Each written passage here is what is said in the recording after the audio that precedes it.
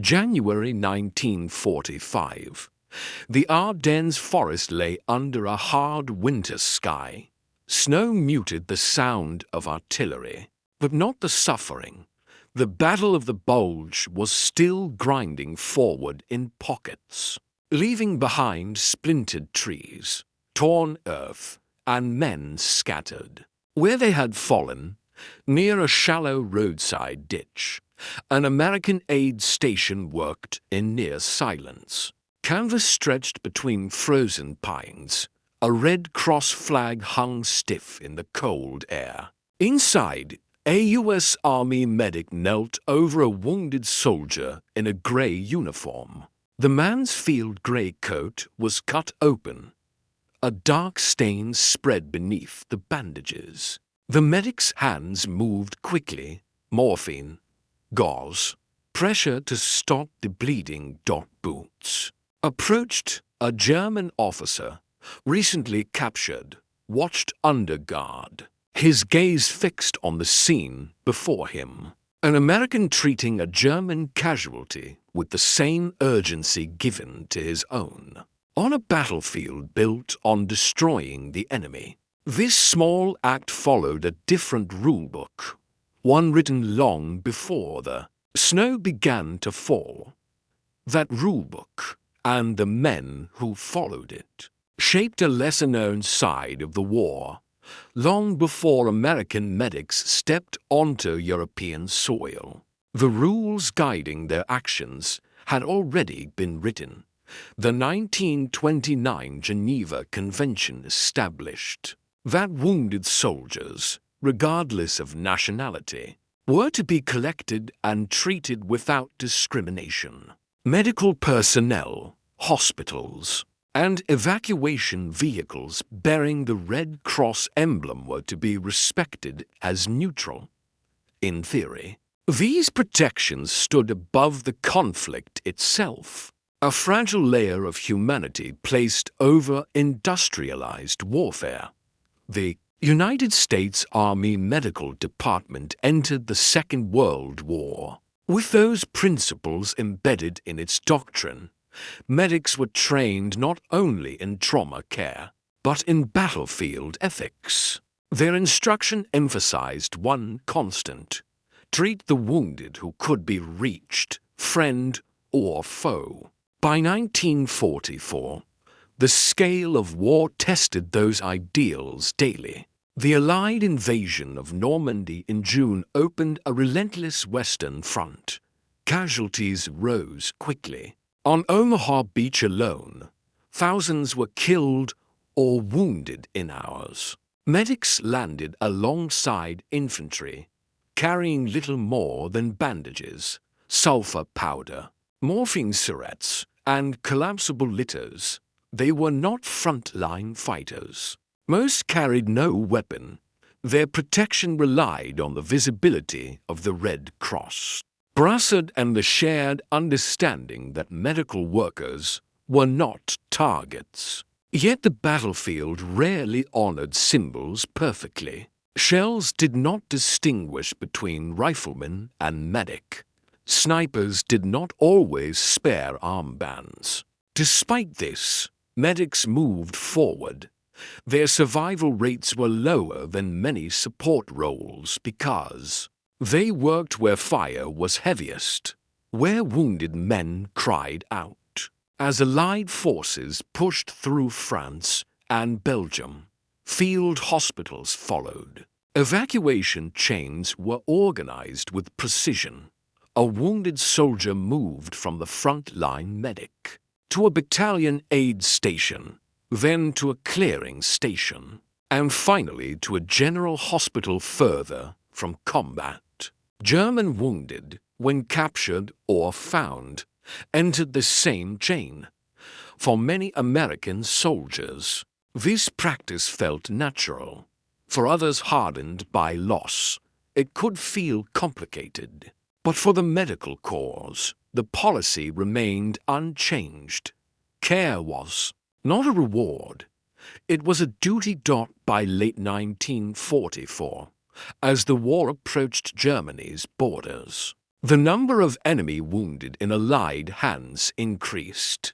Entire German units were being overrun or encircled. Aid stations sometimes treated more enemy soldiers than their own on a given day. This reality set the stage for moments that surprised even experienced German officers. Moments where expectation collided with the disciplined neutrality of battlefield medicine. Those moments became more frequent as the war moved into winter. By December 1944, the Western Front had entered one of its most brutal phases. The German counteroffensive through the Ardennes, later known as the Battle of the Bulge, created sudden chaos across Belgium and Luxembourg. Units were cut off, supply lines shifted. Snow and fog grounded aircraft and slowed evacuation. Medical units faced conditions as harsh as the infantry. Temperatures fell below freezing for days. Plasma froze if left exposed. Morphine syringes had to be kept close to the body to remain usable. Frostbite cases sometimes rivaled bullet wounds. Casualty numbers climbed rapidly. During the Bulge alone, American forces suffered over 80,000 casualties. German losses were comparable. Aid stations became crowded. Improvised spaces where nationality blurred beneath blankets and bandages. German doctrine had its own medical services, and many German medics were equally dedicated. But as their supply situation worsened late in the war, forward treatment often became inconsistent. Some German units lacked sufficient transport for their wounded during retreats. In those moments, the wounded were left behind, not as abandonment, but as necessity. When American forces retook ground, they encountered those casualties. Some were discovered in barns or cellars where local civilians had tried to help. Others lay in forest positions where fighting had moved on. U.S. medics were instructed to treat based on urgency, not uniform color. German officers taken prisoner sometimes observed this firsthand. Reports collected after the war by historians and the International Committee of the Red Cross noted instances where German POs expressed surprise at the level of care provided. Many expected minimal treatment or delayed aid. Instead, they entered the same evacuation routes as Allied wounded once secured. This practice also served practical purposes. Proper treatment stabilized POs for transport and reduced disease spread. It also encouraged surrender in hopeless situations.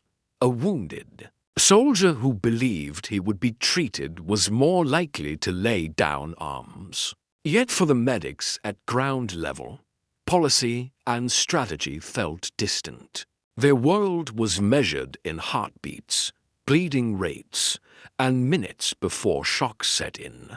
Decisions were made quickly. A tourniquet applied too late meant death. A delayed dressing meant infection. The winter of 1944-45 turned many aid stations into shared spaces of suffering. English and German voices mixed. Pain sounded the same in any language. And within those canvas shelters, the emotional reality of war revealed itself from multiple angles. For the American medic, the battlefield was not defined by territory gained or lost. It was defined by who could still be saved. Many were young, often in their early 20s. With training measured in months, not years, they learned to stop bleeding, open airways, treat shock, and administer morphine. They also learned to work while exhausted, frightened, and under fire. Their role demanded proximity to suffering. Letters and memoirs from U.S. Army medics reveal a consistent theme. The wounded man in front of them became their only priority in that moment. Uniforms registered after injuries did. A grey coat or olive drab sleeve mattered less than the severity of bleeding. Combat medics like those in the 4th Infantry Division and 101st Airborne later recalled treating German teenagers and older reservists. During the final year of the war, some enemy soldiers carried photographs of families, just as American soldiers did. Personal items found in pockets, letters, small prayer books. Ration cards quietly reminded medics that the person on the stretcher had a life beyond the battlefield. There were emotional complexities. Some medics had lost close friends. Hours earlier, treating an enemy who might have been involved in that fighting required discipline. Training helped create distance, but not indifference. Many wrote that focusing on the procedure kept emotion in check. Occasionally, wounded German soldiers showed visible confusion when treated. Language barriers limited communication, but tone and gesture often conveyed intent. A medic tightening a bandage or offering water required no translation. Chaplains who visited aid stations noted moments of shared vulnerability, groans, prayers, and silence filled the same space. War compressed identities. Rank and nationality faded behind pain and survival. For some American soldiers observing nearby, these scenes were difficult to process. Yet most understood the reasoning. They knew that if captured and wounded, they would hope for the same treatment in these fragile moments. The medic stood at a crossroads between destruction and preservation, carrying out a duty that did not pause for nationality. Those human moments, however, existed within a larger tactical and moral framework that shaped how armies viewed medical neutrality beyond the human instinct to save lives. Battlefield medicine also carried strategic weight. The way an army treated the wounded, including enemy wounded, influenced morale, discipline, and even enemy decision-making. The U.S. Army understood that adherence to the Geneva Convention strengthened its international legitimacy. Reports of proper treatment traveled quickly among prisoners and through Red Cross channels.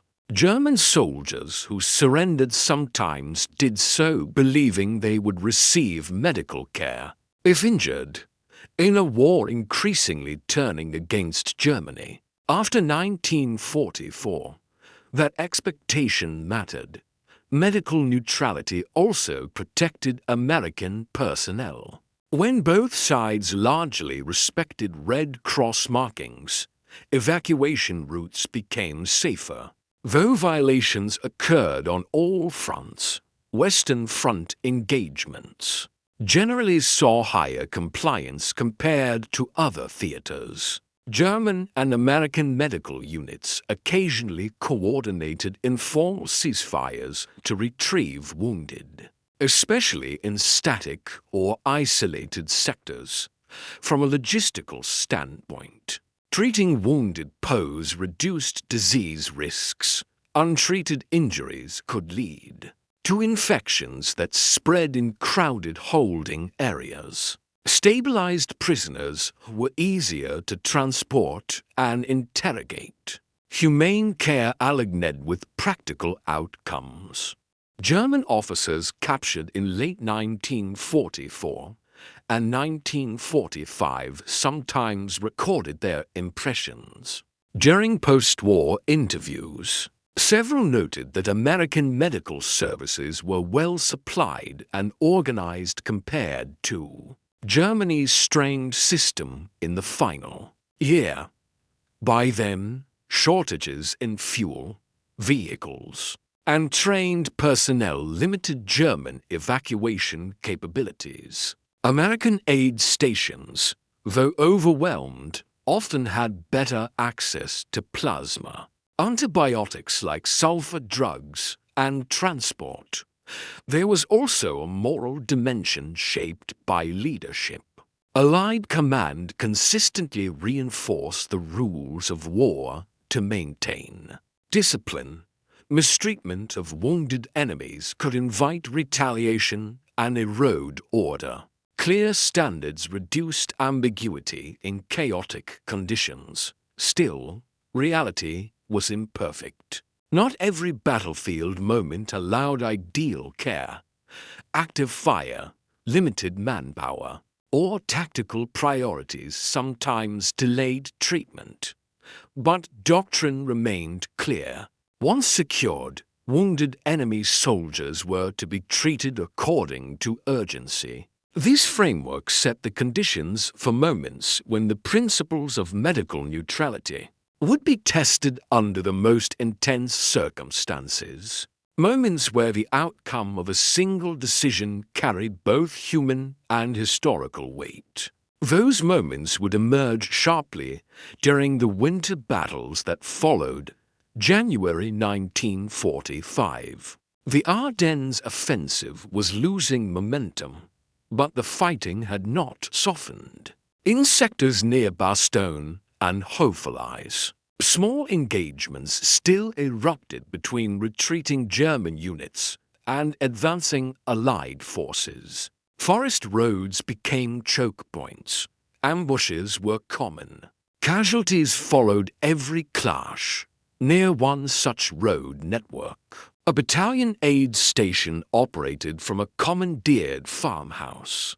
Windows were darkened to avoid drawing artillery fire. Inside, stretchers lined the walls. The air carried the sharp scent of antiseptic mixed with damp wool, and smoke drifting in from outside. After a brief firefight in a nearby tree line, American infantry brought in several wounded. 2 Americans and 3 Germans found in the same defensive position. All were suffering from shrapnel injuries caused by mortar fragments. Blood loss did not distinguish sides. The triage medic followed standard procedure. The most critical case first. One of the German soldiers had a severe thigh wound, arterial. Bleeding likely, a tourniquet was applied. Plasma followed. Another had chest trauma. He was positioned to ease breathing. A captured German officer, lightly wounded and under guard, waited near the doorway. He watched as treatment rotated between American and German casualties based solely on urgency. No raised voices, no hesitation, just sequence and skill. Outside, artillery rumbled again in the distance. Inside, the work continued with steady hands. Such scenes were not unique to one farmhouse or one unit. Similar accounts appear in divisional records and medic memoirs from the winter of 1944-45. Aid stations frequently became mixed spaces of enemy and ally wounded when battles shifted. Rapidly, for the German officer observing, the contrast was striking. By this stage of the war, German medical logistics were deteriorating. Rapid retreats sometimes left their wounded dependent on whoever arrived next. Seeing organized care from the opposing side challenged expectations shaped by months of attrition. In that farmhouse, the priorities of war briefly rearranged themselves. Survival moved ahead of allegiance. Procedure overrode resentment. And as the wounded were stabilized for evacuation, The consequences of those decisions began to unfold beyond. The aid station walls, once stabilized, the wounded entered the evacuation chain. Ambulance jeeps fitted with litters arrived when the road conditions allowed. Snow and ice made every journey slow. Drivers navigated without headlights when shelling was nearby, following memorized routes between tree lines and ruined villages. German wounded who could be moved were transported alongside American casualties. Tags were attached noting injury type and treatment given. These field medical tags followed each patient through the system, ensuring continuity of care at clearing stations further behind the lines. At division clearing stations, surgeons worked long hours performing emergency procedures, amputations, debridement of contaminated wounds, and blood plasma transfusions were common. By 1945, Allied Medical Services had refined these processes through years of wartime learning. Survival rates for those reaching surgery were significantly higher than earlier in the war. Records from U.S. medical units and Red Cross observers indicate that German POs received surgery when necessary and were later transferred to POW hospitals. These facilities, while basic, provided continued treatment and recovery space. The goal remained stabilization, not comfort, but the care met established wartime standards. For some German officers, these experiences left a documented impression. Post-war interviews conducted by historians and military archivists include remarks noting the professionalism of Allied medical units. While not universal, such accounts reflect genuine encounters rather than propaganda. The turning point in these moments was not a dramatic battlefield reversal, but a quiet realization. War had rules that some still followed, even in its final, bitter winter. The presence of structure and restraint amid destruction carried psychological weight. As the Ardennes fighting subsided and Allied forces resumed their advance into Germany, thousands of wounded from both sides had passed through this shared medical system. Many survived because those systems held under pressure when the guns gradually shifted eastward. What remained were the outcomes measured in lives preserved as much as battles won. Those outcomes would shape how soldiers remembered the war long after it ended. When the Battle of the Bulge officially ended in late January 1945, the human cost was staggering. Tens of thousands lay wounded across both sides. Hospitals in France, Belgium, and later Germany continued to receive a steady flow of casualties evacuated from the front. American medical statistics from the European theater show a steady improvement in survival rates compared to earlier years of the war. Advances in plasma transfusion, antibiotics such as sulfonamides and penicillin, and better evacuation systems meant many who would have died in 1940 survived by 1945. These improvements applied to anyone treated within the system, including German prisoners of war. The International Committee of the Red Cross monitored POW conditions where access was possible.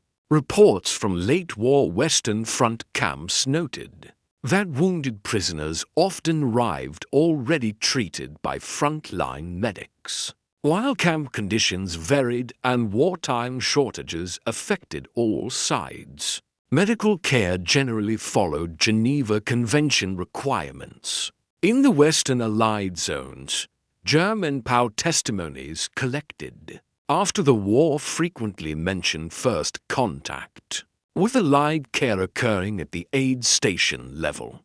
For some, it challenged prior expectations shaped by propaganda or fear of reprisal. Not every experience was positive. War rarely allows uniform outcomes, but documented patterns show consistent medical processing. Once prisoners were secured, for American medics, the aftermath was quieter but heavy.